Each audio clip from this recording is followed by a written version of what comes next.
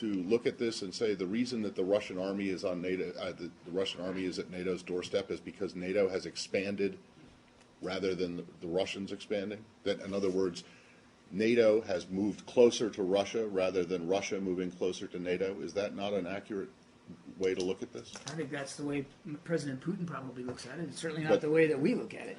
You don't think that NATO has expanded eastward toward Russia? NATO has expanded, Okay. and the expansion has been a good thing for... So the reason that the Russian army is at NATO's doorstep is not the fault of the Russian army, it's not the Russian army that's done it. It's NATO has moved closer to moved I'm pretty east. sure it wasn't NATO who was ordering, upwards of 15 battalion tactical groups to within 10 kilometers of the border with Ukraine. And I'm pretty sure it wasn't NATO who put little green men inside Ukraine to destabilize eastern cities. I'm pretty sure that Ukraine is not a member of NATO. So unless that's changed, it's not changed. But I'm pretty sure the movement by Russia is Russia's decision. If NATO has moved east, the reason that the Russian army is closer or on NATO's doorstep is because NATO moved. NATO is not an anti-Russia alliance. NATO is a security alliance.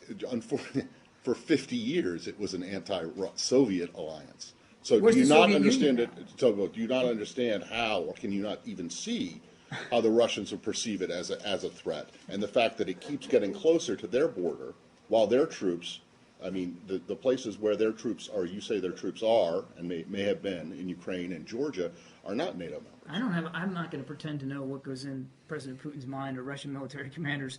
I mean, I barely got a history degree at the University of South Florida. Right. What I can tell you is that NATO is a defensive alliance. It remains a defensive alliance. Fair enough, but it has moved east. Correct?